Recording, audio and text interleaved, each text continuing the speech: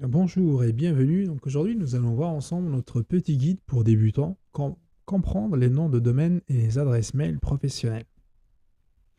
Alors tout d'abord, qu'est-ce qu'un nom de domaine? Donc le nom de domaine, c'est l'adresse unique de votre site internet sur le web. Donc c'est ce que les utilisateurs tapent dans la barre d'adresse de leur navigateur pour accéder à votre site. Après, ils peuvent également vous retrouver dans les résultats de recherche. Donc, qui se compose de deux parties. Donc, il y a le nom et l'extension. Donc, par exemple, monentreprise.com. Donc, le nom, c'est mon entreprise. Donc, c'est la partie personnalisée, celle que vous choisissez. Et l'extension, .com. Dans cet exemple-là, donc, il y a les .com, .fr, .net. Et il y a différents types d'extensions. Donc, les principales, c'est les extensions de localisation. Donc, par pays, .fr pour la France, .be pour la Belgique, etc.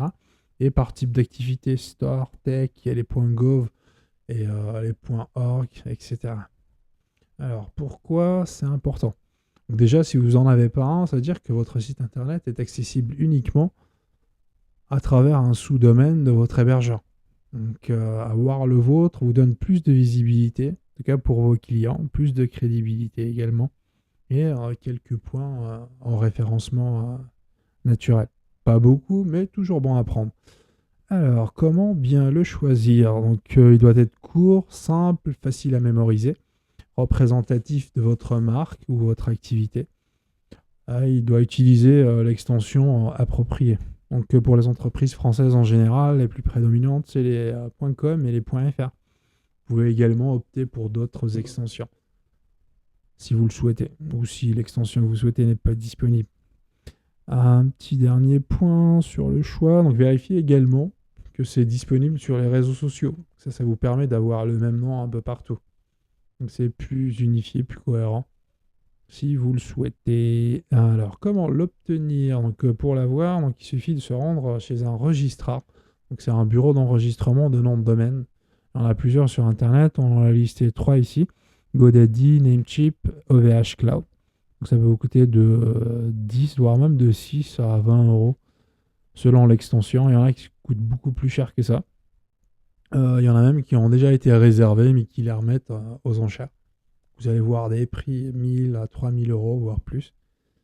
Alors, pour les étapes, donc chez le registrar, en fait, il y a une barre de recherche où vous entrez le nom que vous aimeriez avoir. Et ensuite, il va vous dire si c'est disponible ou pas. Donc, si c'est disponible, vous pouvez immédiatement cliquer sur le réserver. Donc, après, ça va être passé à la caisse, donc carte bleue, plus quelques renseignements obligatoires pour finaliser la réservation.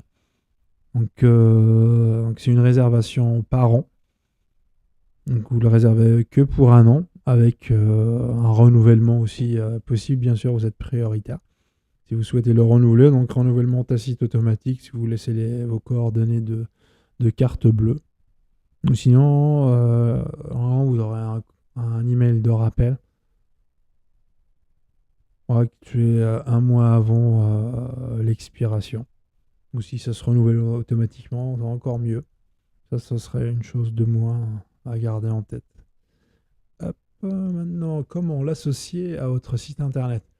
Donc déjà, il y a certains hébergeurs qui sont également des registrars. Donc si votre hébergeur est un registrar, donc si vous réservez votre nom de domaine chez lui, donc il s'occupe de tout, vous n'aurez pas de manipulation à faire en fait pour faire l'association.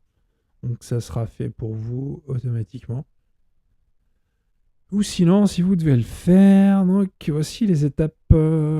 Ah oui, là encore, il y a aussi donc, il y a certains hébergeurs comme WordPress.com, Wix, Webflow, WeComposable.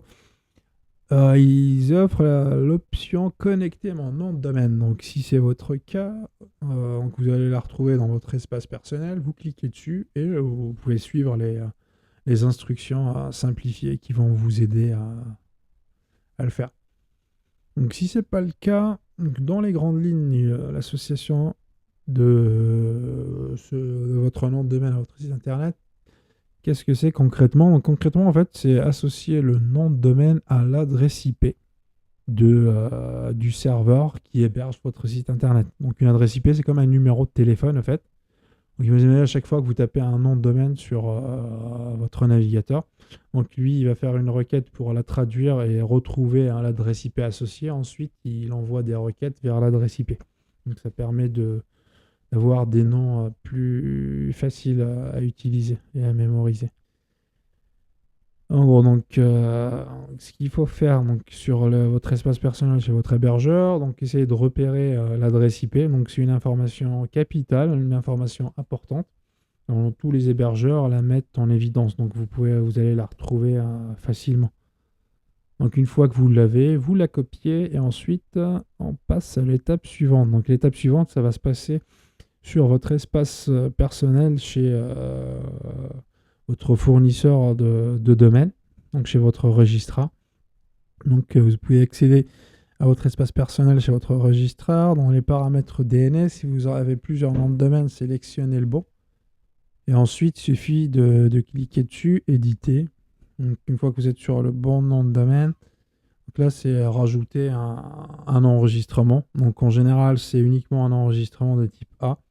Donc lui, il permet d'associer une adresse IP à un nom de domaine. Donc ça peut être le nom de domaine principal. Donc le 3W ou ça peut être un sous-domaine. Donc ici, c'est un nom de domaine, c'est le nom de domaine principal. Il faut juste de coller l'adresse IP que vous venez de copier précédemment et vous enregistrer. Et il y a certains qui demandent également de faire un enregistrement de type CNAME. En fait, celui-là, il permet d'associer un domaine à un autre domaine.